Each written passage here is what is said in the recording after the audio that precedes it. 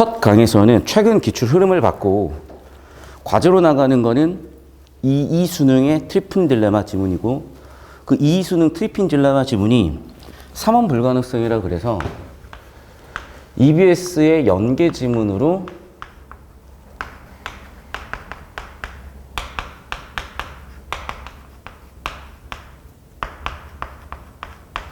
출제가 된 부분인데 이게 제가 출제 예측을 할 수밖에 없었던 게 뭐냐면 앞쪽에 출제됐었던 거의 모든 기출 경제 지문을 얘가 갖고 있더라고요.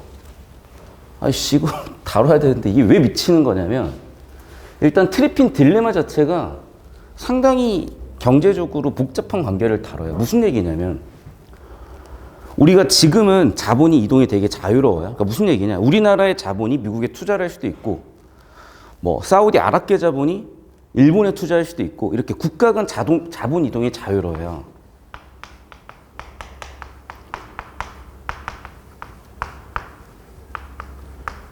근데 이게 때때로 어떤 나라의 경제 주권을 흔들 수가 있어요. 왜 그러냐면 우리나라 와가지고 갑자기 뭐 짐바브웨 달러를 쓰라고 할 수도 없는 거고. 결국 무슨 얘기냐면 환율이라는 문제가 생기거든요. 또는 돈 대 돈을 바꾸는 국가별의 화폐를 바꾸는 과정에 생기는 문제가 생기거든요. 그러니까 옛날에는 고정환율제였어요. 환율제는 두 가지가 있어요. 고정환율제가 있고 변동환율제가 있어요. 근데 고정환율로 갈 수가 없어요. 왜냐하면 우리나라의 여러 가지 상황들에 따라서 원화 가치가 높아지기도 하고 낮아지기도 하고 달러도 가치가 높아지기도 낮아지기도 하기 때문에 사실은 와리가리 몇 번 하다가 결국에는 고정환율제로 갔던 것들을 변동환율제로 갈 수밖에 없었고 고정환율제 하다가 개박살난 나라가 영국이에요. 영국이 닥치고 우린 고정환율 할 거야 했다가 사모펀드 중에 이름을 제일 알렸던 사건이 조지 소로스가 대형은행을 대상으로 아작을 냈어요. 대형은행이 다 털렸어요. 파운드가. 못 버텨. 씨발, 그냥 우리 변동환율제로 갈게. 이렇게 돼버린 거예요. 어쨌든 첫 번째. 환율, 국가 간 자본이동, 그 다음에 여러분이 18학년도 6월에 풀었죠. 통화정책. 그러니까 이 모든 게 특정 국가에 되게 유리한 방향으로만 갈 수가 없다는 거야. 그래서 이게 동시에 성립할 수 없다는 게 3원 불가능성 지문이거든요. 벌써 이제 골 패는 거죠. 왜? 일단 환율에 대해서 알고 있어야 되고요. 환율이 직접적으로 영향 주는 거는 경상수지예요. 그러면 직접적으로 영향 주는 경상수지도 우리가 방금 다뤘었던 지문은 제이콥 현상이잖아요. 제이콥 현상이 뭐냐? 환율이 오르고 내리고 따라 경상수지가 어떻게 바뀌느냐인데 이게 일반적인 경우가 있고 예외적인 경우가 있어요. 이 지문에서 당연히 일반적인 경우, 예외적인 경우를 다뤄요. 그리고 통화정책도 18학년도 6월에서 끝나는 게 아니라 수능 20학년도 6월 이어지는 것도 봤을 거예요. 그럼 죽어요, 벌써. 지문이 12개가 넘게 들어가요. 내가 작년에 이거를 딱 보고, 야, 씨, 이건 나오면 뒤졌다 해야 돼. 어떻게 설명을 하지? 왜? 12지문을 엮어야 되잖아. 사실 이 수업은 그래서 초격차반에서만 했어요. 초격차반이라고 대단한 게 아니라 제 수업 듣기 전에 2등급 전부 미만이었던 애들인데 얘네가 아마 6월인가 9월에 전부 다 1등급 나오고 얘네 6월이었나? 6월과 9월 사이에 얘네가 시작한 반이었는데 왜냐면 얘네도 이제 못 듣겠다는 거예요. 너무 기출 많이 풀었고 들을 만큼 들었다는 거예요. 그래서 알았어. 너희 데려다가 내가 생소한 지문들로 좀 해줄게. 근데 얘네들이 이런 소재를 다룰 수가 있었던 거죠. 그러니까 다시 한번 얘기하자면 여러분 트리핀 딜레마 지금 풀어보면 알겠지만은 어디까지 알아야 되지라는 고민이 들 수밖에 없는 지문이에요. 왜? 좀 이따가 볼 거예요. 환율과 경상수지의 관계. 지금 이 지문도 환율과 경상수지의 관계가 그렇게까지 만만하지가 않거든? 제이콥 현상 아까 풀었었죠, 여러분? 근데 이것보다 더 엮여 있는 거야. 그럼 죽어요, 진짜. 그거 왜 내냐는 거야, 이렇게. 수능이 경제시험이냐고요. 맞아요. 국어과에 대한 정의를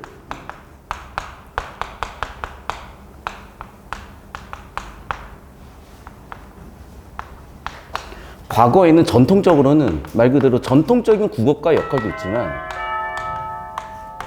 이제는 본 교과에 대한 도구 교과라니까요. 그래서 국어는 이제 전 과목을 다루는 과목이에요. 그래서 제 수업이 좋다는 이유를 요즘 저희 조교들하고 같이 일하면서 재작년 제자들인데 물어보죠. 대놓고 다시. 가감 없이. 다들 그 얘기를 하더라고요. 국어에서 배웠던 사고방식을 다른 과목에 적용을 해보니 수능에 대한 이해가 완전 달라지더라. 정답인 것 같아요. 저도 그랬거든요. 근데 저는 이제 거꾸로 갔었어요. 사실은 저한테 그랬던 과목은 수학이에요. 제가 지금도 저는 이름이 제가 선생님 이름 잘 기억 못 하는데 제가 군대 갔다 와서 이제 메가스터디에서 재수할 때였어요. 유재원 수학 선생님이셨는데 거기가 일반임에도 불구하고 그 선생님 수업에서는 한 40명 있으면 35명이 자는 수업이었어요. 5명 듣는 수업이었어. 존나 노잼. 근데 나는 왜 재밌게 들었냐면 그 쌤이 크게 두 가지를 얘기해 주셨었는데 첫 번째는 학벌의 필요성에 대해서, 두 번째는 그 쌤이 수능 출제에 들어가셨고 교과서를 쓰시는 선생님이세요. 그러니까 수능 출제 원리를 정확히 알고 계시더라고요. 저는 그때도 충격받았던 게 뭐냐면 경제 얘기하다 수학으로 와버렸는데 그냥 얘기해 줄게요. 여러분 수열이요. 옛날에 특히 요즘 정석과도 마찬가지인데 저희 때는 뭐만 출제가 됐었냐면 등차 수열, 등비 수열만 출제가 되고요. 개차 수열까지만 출제가 되고요. 그 외의 여러 가지 수열은 수학적 귀납법을 적용할 수 있게끔 세어보기, 발견 쪽 추론으로 출제한다. 그래서 항수는 10항 내외로 한다요. 나중에 이게 20항까지 늘어요. 나 이거 맞고 진짜 충격을 크게 받았던 게 뭐냐면 제가 수열에서 환장하는 게 뭐냐면 여러분 점화식을 배울 건데 여러분의 시험 범위는 딱 여기까지 이제는. 그럼 점화식도 다 등차 등비에 관련된 점화식인데 등차 등비 외에 점화식, 뭐 축차 대입이라든지 해가지고 어마어마하게 많아요.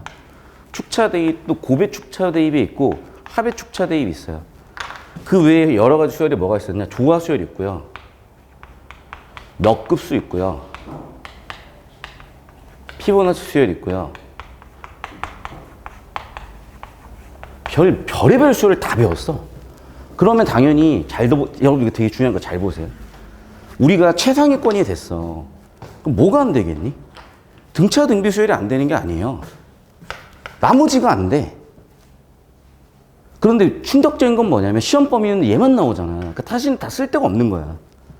근데 시험 범위를 모르고 공부하고 수능 누를 모르고 공부하잖아요. 그러면 파이널로 갈수록 최상위권으로 갈수록 시험 범위가 아닌 게 안 되니까 얘만 본다니까. 그럼 이제 아작나는 거야, 수능은. 그래서 재수함수 한 친구들이 공부는 진짜 많이 하고 열심히 했는데 왜 성적이 안 나오냐? 오히려 더 가버리는 거죠. 그러면서 더 복잡해져 버리는 거야. 이 어떤 애들이 그러냐면 과학고 애들이 그래요. 과학고 애들이 수학할 때 환장하는 거야.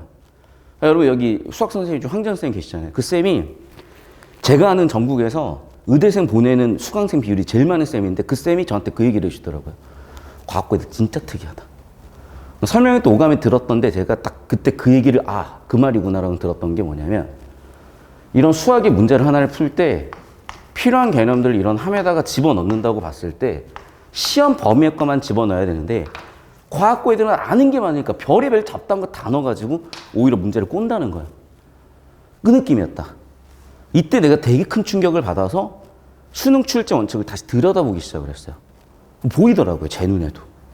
서울대 들어가서 사범대 가서 그래서 더더욱 제가 형광 교수님들 수업만 찾아들었거든. 그게 사실은 처음엔 쉽지 않아요. 왜냐하면 나한테 편하고 내가 잘할 수 있는 방법을 가지고 내가 공부를 하거나 학생들 가르친 게 아니라 교수님이 만들어 놓은 오리지널리티하게 내가 생각해낸 방법이 아니다 보니까 이걸 따라가서 이걸 다시 학생 현장까지 끄집어내는 게 정말 오래 걸렸어요. 제가 강사 생활 진짜 오래 했어요. 그래서 강사 생활을 오래 했다는 게 20년, 30년 선생님도 계시겠지만 그런 느낌이 아니라 뭐랄까? 되게 고생을 많이 하는 과정이 길었다는 거죠. 그래서 저희 수강생들이 그 얘기를 해준 게 그거예요. 선생님 수업을 통해서 정확하게 수능 출제 원리 원칙에 대해서 배울 수 있었고 그 덕에 다른 과목에서도까지 편해지더라. 국어는 이제는 그런 과목이에요. 다른 과목 사고하는 도구 교과. 다시 한 번 말씀드리지만은 만만치가 않습니다. 그래서 작년에 트리핀 딜레마 보고 이 경제 패스트트랙 강의도 작년 했었지만 다시 다 바꿔야 돼요. 자, 그래서 이거는 경제 패스트트랙 이제 2주차 강의 또는 1주차 강의에서 좀 뭔가 부족함을 느꼈던 학생들이 보충 형식으로 따라와 줘야 되는 수업이고, 일단 옵션부터 가볼게요. 항상 1단락은 주제 구조가 세팅되는 구조로서 이제는 우리 눈에 보여야 돼요. 저렇게 작은 따옴표가 있고 반복되는 것들이 있으면 쟤네는 빼박 주제다. 주제 현관펜 칠게요. 그 보시면 알겠지만 뭐 옵션 한두 번 나오는 게 아니죠. 이미 주제는 옵션이에요. 그럼 옵션에 대해서 무슨 얘기를 하는 거냐면, 자, 여러분이 이 옵션에 대해서 이게 정의구나라고 얘기할 거예요. 아, 이미 정의라고도 나왔네, 심지어. 자, 근데 질문. 뭐를 정의라고 하죠, 여러분? 그런 것도 내가 좀 얘기하고 싶은 거야. 잘 들으세요, 지금. 제가 어제 새벽에, 오늘 새벽이죠. 오늘 새벽에 블로그에 포스팅 하나 했고, 여러분은 못 봤을 텐데 꼭 보셔야 돼요. 그러니까 올해 고3들을 위해서 사실 작년, 재작년 고3들부터 보였던 문제, 그 작년 고3들은 제가 6월 이후에 사실 대응을 해줬어요. 그래도 안 나빴어요. 그런데 이대로는 안 돼. 올해는 지금 바로 2주차 만에 제가 대응을 한 건데, 올해 고3 수업은 4개로 분화가 돼요. N수 수준, 고3 수준, 고2 수준, 고1 수준. 자기한테 필요한 거 골라드리려는 얘기했던 게 사실 그거야. 자, 여기에서 고2 수준에서 하는 수업 내용을 좀 가지고 올게요. 여러분, 정의가 뭐예요? 정의. 정의를 정의해보세요. 자, 등차수를 정의해보세요. 등차, 한간의 차가 같은 수열. 그러니까 한간의 차가 같으니까 이렇게 정의를 하죠. 한간의 차가 디터미넌트, 결정됐다. 등비수열은 한간의 비가 일정. 한간의 비가 레이쇼, 비율로 일정. 일정한 수를 더해가는 수열이라고 하기도 하고, 어떤 선생님은 한간의 간격이 같은 수열이라고 하기도 해요. 어쨌든 간에 이걸 정확하게 누구라도 지칭을 해요. 정의를 지칭해 보라고. A는 B이다? 은유법도 A는 B이다 아니야? A는 B라고 확인하거나 지정한 거 아니야? 그래서 다시 한 번 말씀드리지만 독서 개념도 필요한데, 다시 한번 얘기하지만 국어는 개념한다고 성적이 많이 바뀌진 않아요. 다만 여러분의 애매모호함이 없어질 뿐. 그러니까 몰라도 지장 없다는 얘기예요. 근데 본인이 그 애매모호함에 대한 두려움이나 어려움이 있다면 빨리빨리 보충으로 보시라는 얘기고, 정의는 다시 한번 얘기하지만 내용과 형식, 국어는 항상. 그러니까 내용적으로는 어떤 정보를 지칭해 줘야 돼요. 중요한 건 형식이에요. 크게 두 덩어리예요. 정의를 받는 피정의항이 있고 정의를 하는 정의항이 있어요. 다시 정의항은 크게 또 두 덩어리예요. 유 개념이 있고 종차가 있고 종 개념이 있어요. 무슨 얘기냐? 옵션은 뭐냐면 권리예요. 권리 중에 하나가 옵션인 거예요. 그래서 상위 개념이 유 개념이고요. 하위 개념이 종 개념. 권리가 여러 가지가 있을 거예요. 뭐 4대 권리가 있을 거고, 뭐 납세의 권리도 있을 거고, 무슨 권리도 있을 건데, 권리 중에 옵션이라는 권리가 있고, 옵션이라는 권리는 여러 가지 권리들 중에 크게 세 가지의 특성이 있는 권리인 거예요. 됐어요? 종차는 뭐냐면 종속된 개념이 여러 개일 거 아니에요. 그것의 차이. 그래서 예를 들면 이런 거예요. 한국에 토종계가 있고, 한국의 토종계 예를 들면 삽살계가 있고 진돗계가 있고 뭐 풍산계가 있으면, 풍산계는 이러이러한 특성을 갖는 한국의 토종계이다라고 정의하는 게 정의의 방식이에요. 얘가 하위 개념으로 들어가고 얘가 상위 개념으로 들어가고, 여기에는 그 상위 개념 얘네들에서 얘만 가지고 있는 차이점, 이런 거 넣어주는 거거든. 자, 이제 고3이 됐으면요. 사실은 여기를 빨리 정리 손절을 치거나 이게 없더라도 실전에서 바로바로 뭔가를 해볼 수 있는 걸 집중해서 가져가셔야 돼요. 시간 없어요. 머릿속에 자꾸 이상한 거 넣지 마세요, 여러분. 그래서 자, 옵션의 정의를 세 가지로 해요. 첫 번째 시기, 두 번째 가격, 세 번째 어떤 상품을 사거나 팔 수 있는 권리로 정의를 한대요. 그러면 얘는 빼박 이 정도로 원리가 잡혔으면 무조건 주제예요. 구조도 잡고 갈 거예요. 그래서 옵션 1번 행사 시기, 2번 행사 가격, 3번 사거나 팔, 4번 권리로 정의되는 게 옵션이래요. 자, 그러면 경제에서는 저게 중요한 게 아니라 이런 원리가 나오면 무조건 이해 적용해요.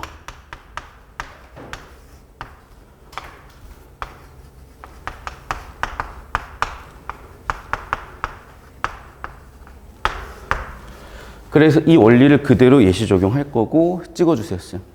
다 찍어주세요. 이거 그리고 일단 고3반에 올려놔야 될 것 같거든. 나중에 제가 말씀드리면 한 번에 올리세요. 사진 안 흔들리게 잘 찍고. 흔들리면 어차피 애들 의미가 없어.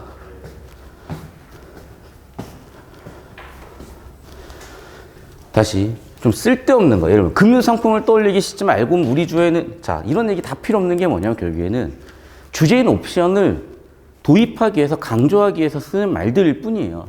옵션은 결국 뭐야? 이 네 가지라는 걸 기억하는 게 1단락의 목표이자 이 글의 최종 목표예요.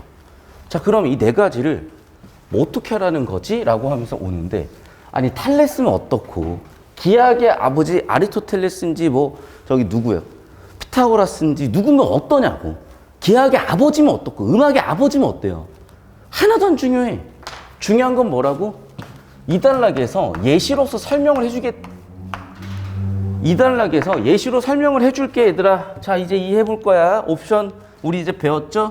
우리 옵션이라는 개념을 이 단락부터 적용해가지고 한번 이해해봅시다. 그거예요. 그럼 볼까요? 올리브유 앞잡기면 어떻냐고. 당시 사람들은 올리브유에서 기름 얻기에 돈을 주고 앞잡기를 빌려야 할 때 칼레스는 파종기에 미리 조금의 돈을 주고 수학기 일정 임대료 앞잡기를 권리서 줬다 쭉 나오는데 결국 무슨 얘기냐? 행사 시기는 언제예요? 이 단락에서 1. 행사 시기는 수학기. 가격은요? 계약된 가격.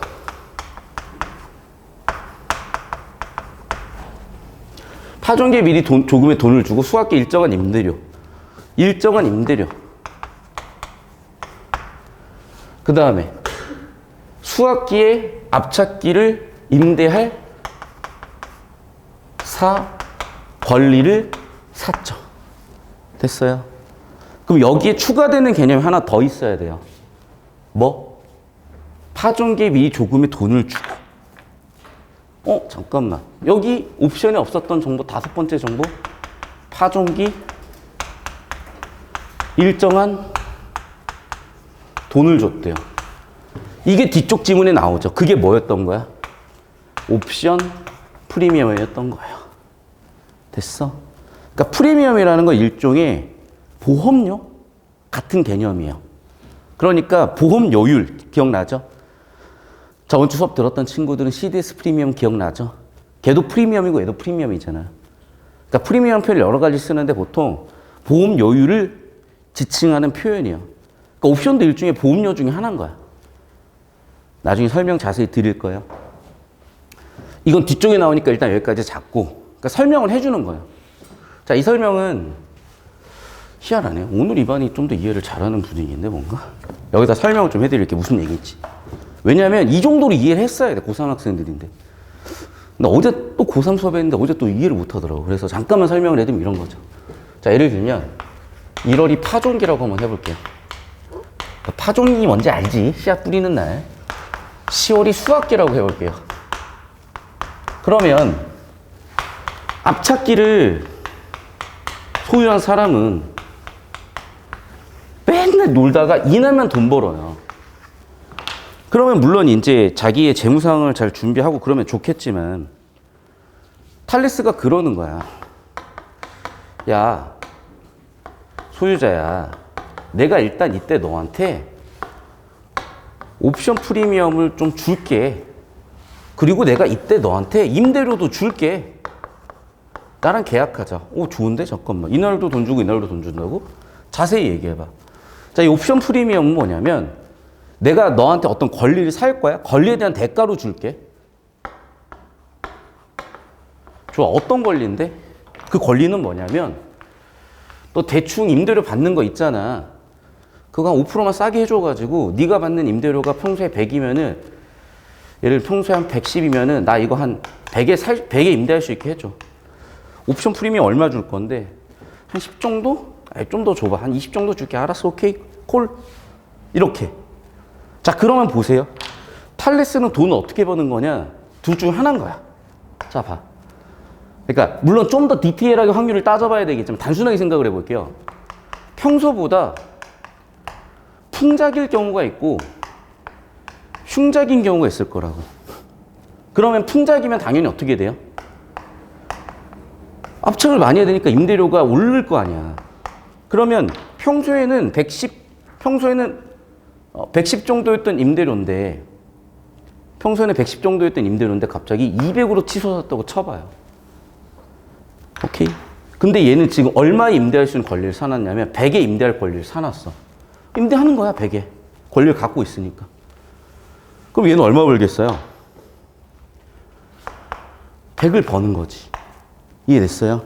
그래서 새로 형성된 임대료가 있고 계약된 임대료가 있는 거지. 그래서 풍년일수록 시장 임대료가 올라가고 그래서 나의 수입도 올라가는 구조인 거예요. 오케이? 물론 수입에서는 뭘 또 빼줘야 되겠어요? 옵션 프리미엄을 빼줘야지. 그래서 이거는 좀 더 뭐 시기 복잡하니까 일단 이 정도에 대한 설명이에요. 자, 근데 보세요. 반면에 흉작이면 당연히 사람들이 앞찾기를 안 쓸 거 아니야. 그럼 임대료는 빠그라지겠지, 당연히. 그런데 새로 형성된 임대료가 50밖에 안 돼. 근데 나는 이거 얼마 주고 빌려야 돼, 계약이? 100을 주고 빌려야 되잖아. 아니, 뭐 빌리는 순간 마이너스 50인데?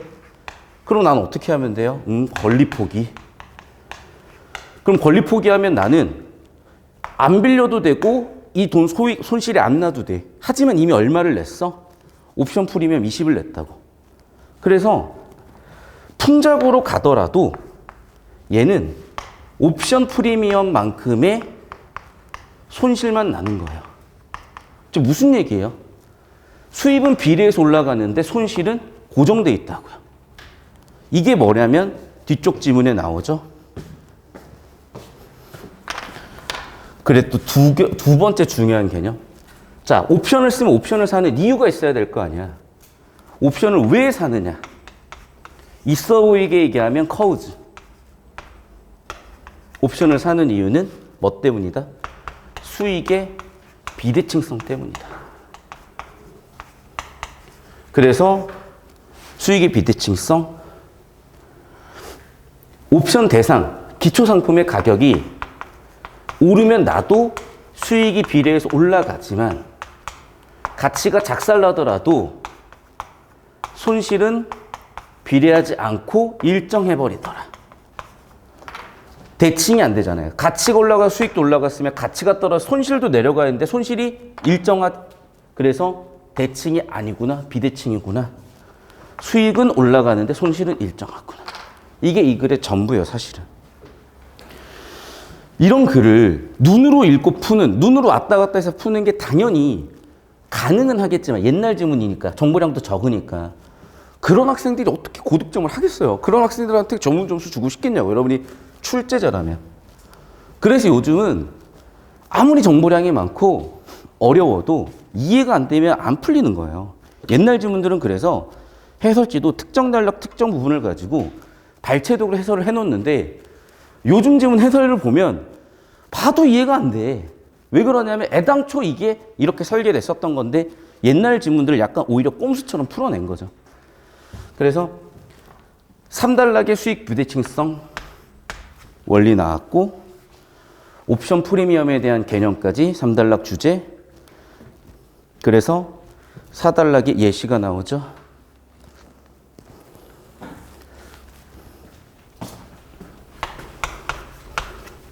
그러니까 봐봐. 3단락도 옵션 프리미엄이라는 개념과 수익 비대칭성이라는 개념이 나와서 원리가 나왔으니까 5단락에 또 사례 적용 이해시키는 거예요. 됐죠? 자, 그래서 구체적인 주식에 대한 옵션 개념을 설명하고 있고, 이걸 이해하는데 제일 중요한 건 그래프예요. 그래프로 좀 설명을 드릴게요. 4단락 내용을. 이미 풀고 오셨으니까 제가 이렇게 갑니다. 자, 무슨 얘기냐면, 자, X축은 주가예요. 자, 옵션이라는 개념을 잡을 거면 옆에다 쓰세요. 보기 옆에다가. 지금 첫 번째. 행사 시기. 자, 행사 시기가 있다는 건 뭐가 있겠어요? 계약 시기. 자, 계약 시기는 2020년이라고 합시다. 행사 시기는 2022년이에요. 그래서 계약 시기 2020년 1월에 계약했고요. 2022년 1월이 행사 시기라고 합시다. 뭐가 있어요? 행사 가격은 얼마예요? 여기 사진 찍어주세요. 여기 필기해야 되니까 카메라를 여기 잠깐 잡아주시고 사진 찍어주시고 지우고 설명할게요.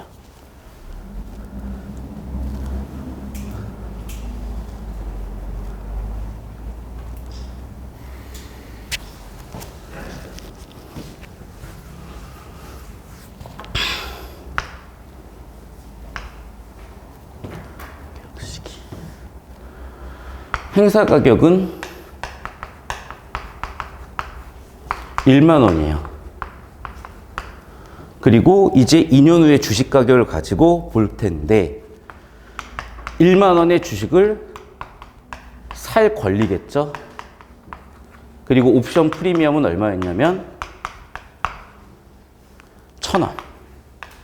자, 그럼 보세요. 일단 내가 주식을 사든 팔든 옵션 프리미엄을 1,000원을 낸 상태잖아. 그럼 일단 손실 1,000원이 찍혀 있는 거예요. 그러니까 이 마이너스 1,000원은 뭐겠어요? 옵션의 가격인 옵션 프리미엄이에요. 당연히 뭐래도 마이너스 1,000원이야 일단. 됐죠? 자, 2년 뒤에 주가가, 자, 그래서 이제 2년 뒤에 옵션을 행사할 수 있는 시기에 예를 들어 볼게요. 주가가 막 빠져가지고 주가가 한 4,000원 할 수도 있어. 주가가 뭐 한 7,000원 할 수도 있어요. 주가가 9,000원 할 수도 있고요. 주가가 10,000원 할 수도 있어요. 자, 11,100원 할 수도 있어요. 11,000원일 수도 있고요. 12,000원일 수도 있고요. 15,000원일 수도 있어요. 자, 하나씩 볼게요, 다시. 주가가 4,000원이면 나는 행사 가격이 얼마예요? 10,000원이에요. 그럼 당연히 빼잖아요. 빼잖아요. 그러면 일단 얼마의 수익을 얻겠지만 이미 내가 2년 전에 옵션 프리미엄을 내놨잖아. 옵션 프리미엄도 어쨌든 나한테는 1,000원 손실이죠. 이해되시죠? 그러면 보세요. 원래 상식적으로 나의 수입은 얘는 4만 원짜리 10,000원에 사야 되니까 마이너스 6,000원이에요. 옵션 프리미엄까지 마이너스 7,000원 돼야 되는 거예요.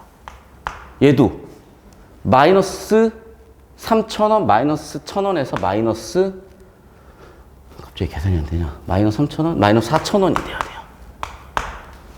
9,000원일 때는 마이너스 2,000원 돼야 돼요. 자, 그리고 보세요. 드디어 주가가 10,000원이 됐어요.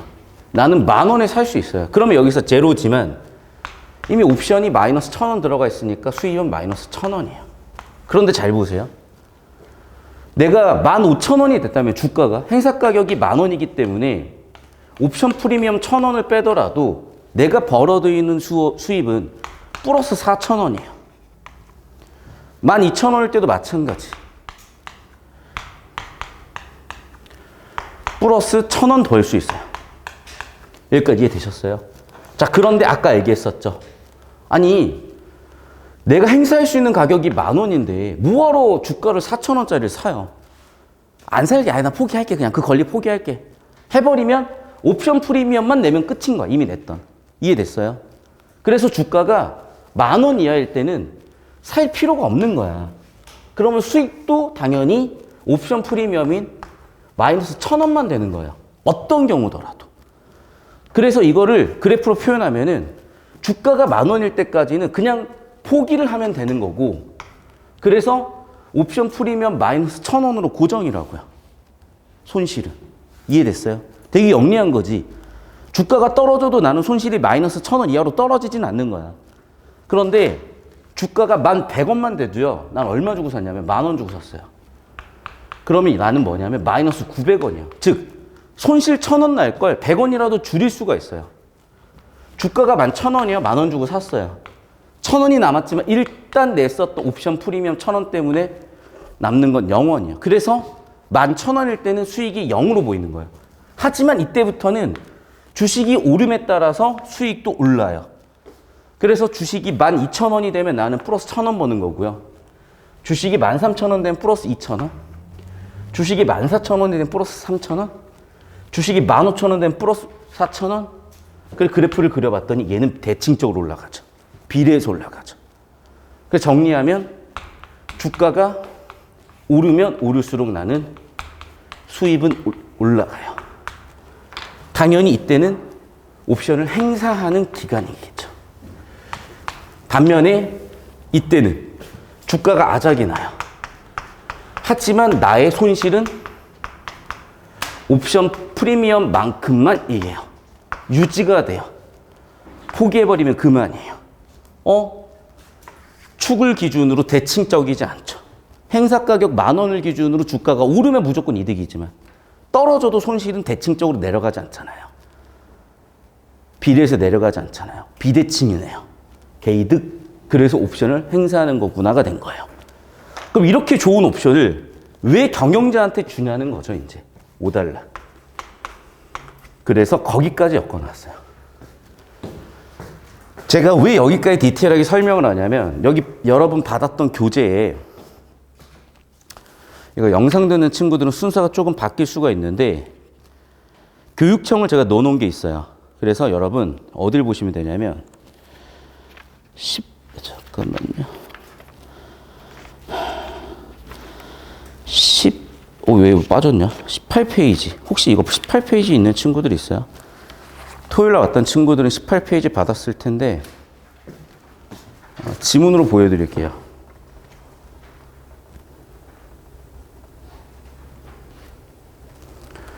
자, 20학년도 3월 학평이요. 이게 6월 학평이 미쳤었던 거 아시죠? 만점자 65명. 보이세요? 주식회사. 자, 무슨 얘기냐면 제가 이 얘기를 하는 이유가 있어요. 주식회사라는 개념을 알아야 돼요. 왜 주식회사라는 개념이 되게 중요하냐면 자본주의의 발명을 크게 두 가지 사건으로 보거든요.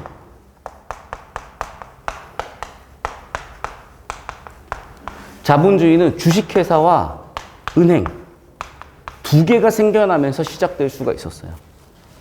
역사적으로 자본주의, 주식회사, 은행이 왜 중요하냐면 이 자본주의의 원리에 대해서 여러분 사실 모르잖아요. 왜 자본주의가 뭔지도 모르잖아요. 자본주의가 뭐예요? 정의가 안 되잖아. 우리 자본주의 사회에 살고 있는데. 공산주의는 뭐예요?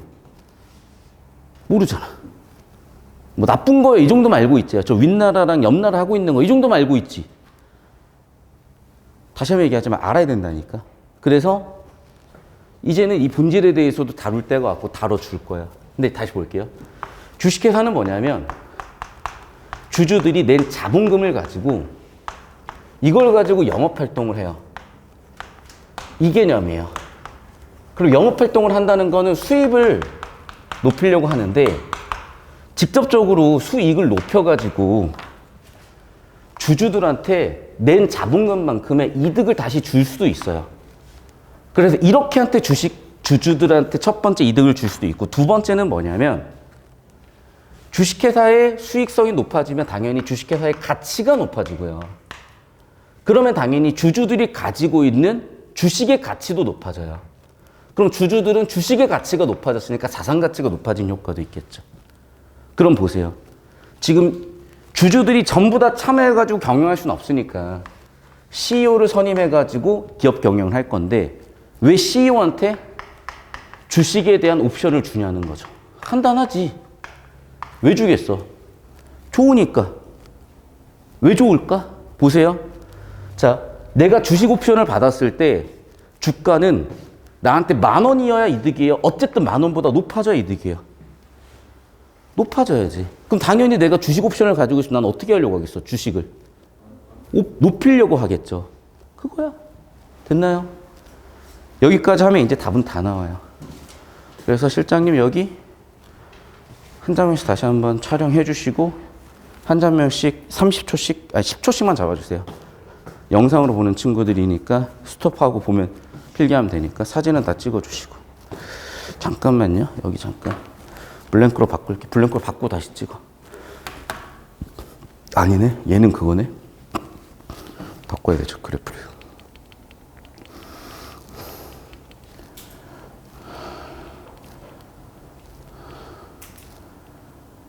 여기 좋아요.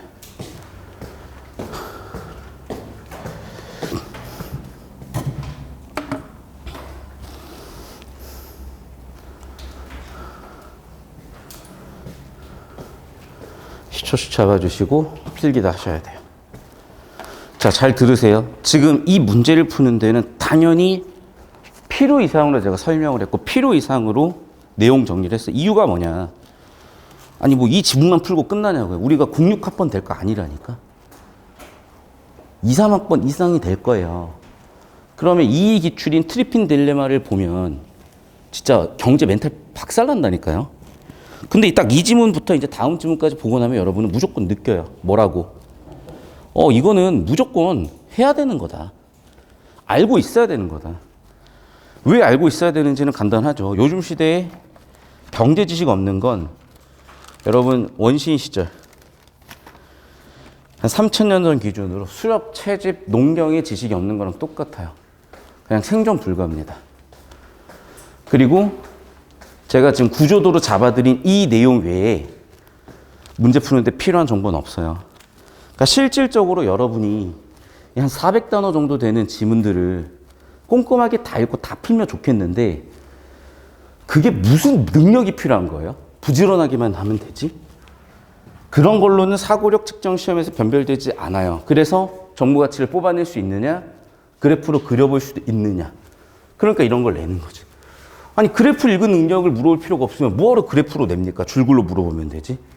그러니까 국어에 대한 기본적인 상식 자체가 많이 바뀌어야 되는 거예요, 여러분. 요즘 시대는 그런 시대가 됐어요. 자, 그래서 바로 문제 풀어볼 텐데 첫 번째 문제.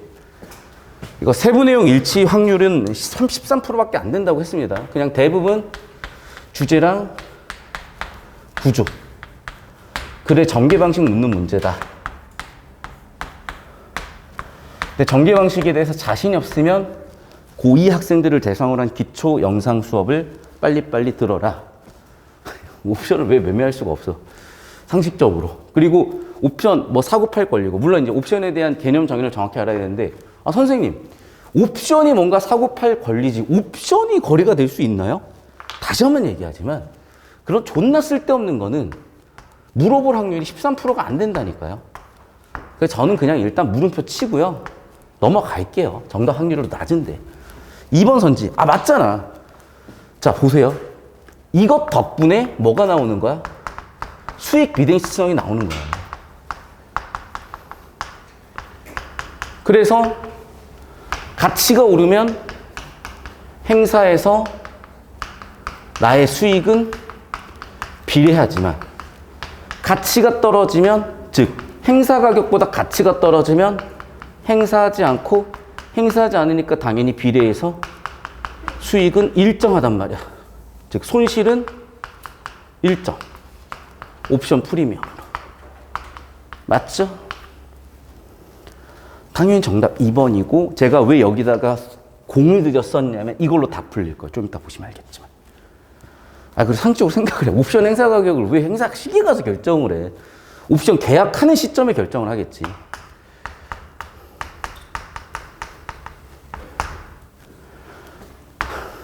$2 예시요. 하다못해 무슨 앞찾기 가지고도 옵션을 하는데 주식 말고 왜 못해요? 제발 좀 기본적인 정의, 주제 정보잖아요. 됐죠? 바로 2번 보였죠? 사진 찍으시고 필기하세요, 여러분.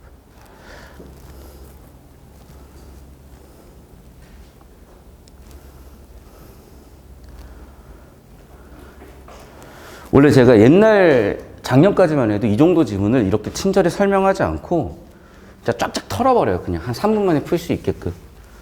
근데 그렇게 하니까 이게 별로 의미가 없더라고. 왜냐면 여러분이 사실은 옛날 친구들이 이미 다 이런 게 풀려서 오는데 요즘 코로나 때문에 설명 최대한 친절히 해드리니까 수업 한 번 들을 때 제대로 잘 정리해 주시면 나중에 도움이 되실 거고. 자, 기억은 보니까 기억 어딨냐? 포기한대. 아씨, 왜 괜히 줬네. 지금 다시 한번 얘기하지만 포기하는 이유는 여기다 제가 썼던 수익 비대칭성 때문이죠.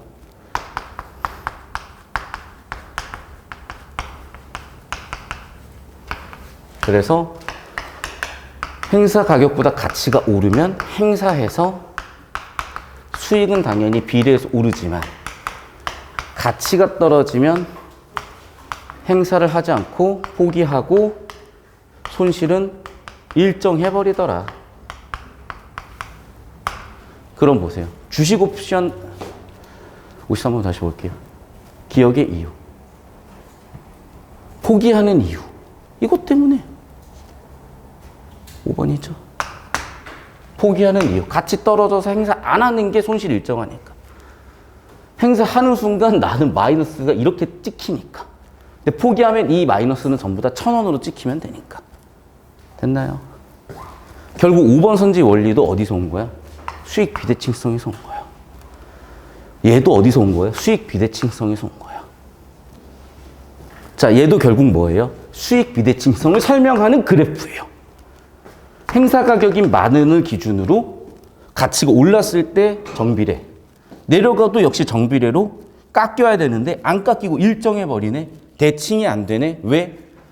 옵션 프리미엄, 옵션의 성격 때문에. 그래서 1번 A는 어떤 때예요? 당연히 내가 옵션을 행사할 때죠. 그래야 이득이니까. B는 포기하는 거죠. 그래야 손실이 일정하니까. 당연히 1번 오케이, 2번 오케이. 행사할수록 이득, 포기하면 손실 일정. 정확하게 원리 가지고 잡힌 거 보였죠? 수평인 것은 뭐 때문이에요? 옵션 프리미엄 때문이죠.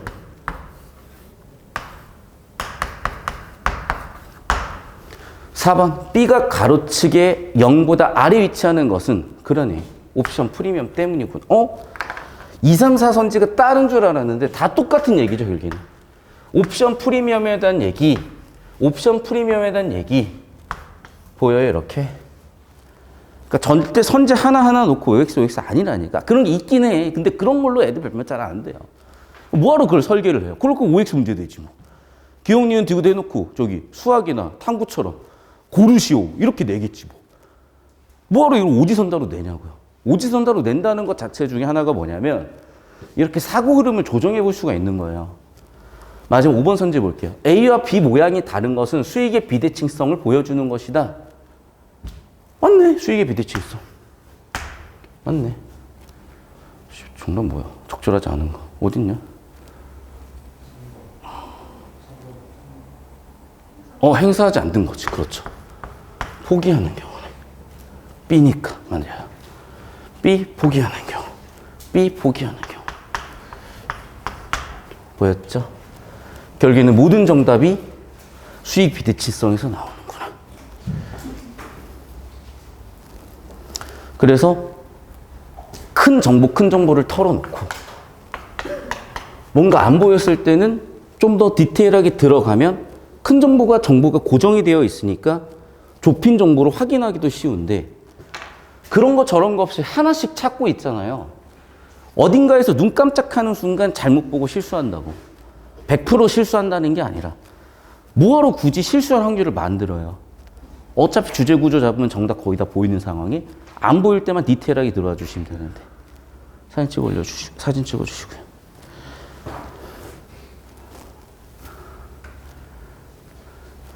뭔가 분위기가 달라졌는데?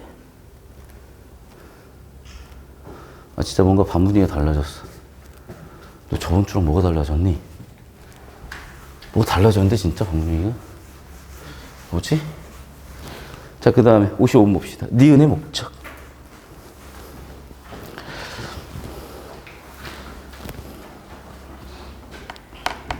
아까 얘기한 거네. 왜요? 그래.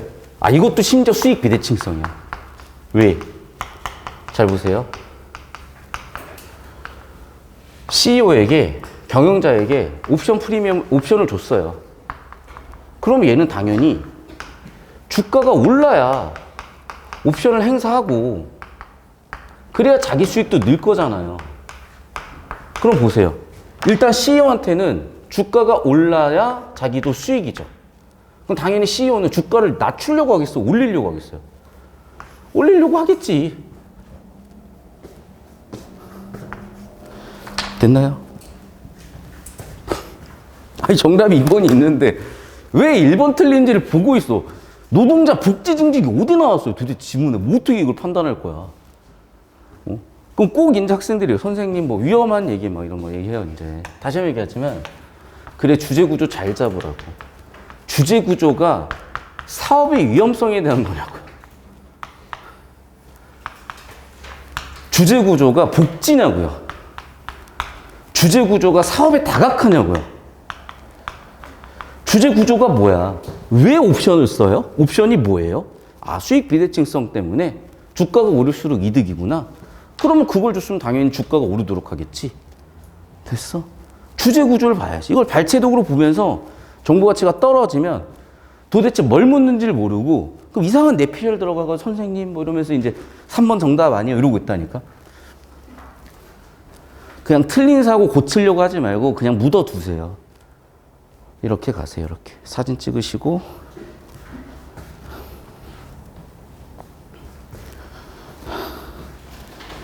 야, 오늘 나 이렇게 힘이 없냐. 여기까지. 필기 잘 하세요. 필기 되셨으면, 지금 할인율 지금 풀었나요, 여러분? 바로. 오케이. 근데 호흡이 너무 꺼지니까 바로 30페이지로 가가지고 또 한번 볼게요.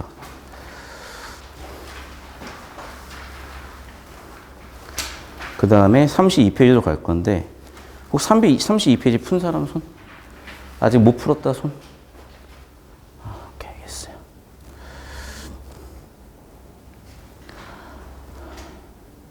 아, 왜 32페이지를 설명해 드리려고 하냐면, 이게 트리핀 딜레마를 풀었던 친구들은 이 지문이 확 들어오거든요. 근데 그냥 나중에 하고, 일단 30페이지 다 풀려 있으니까 30페이지 바로 가보겠습니다. 여기 한번 끊어주세요, 10장.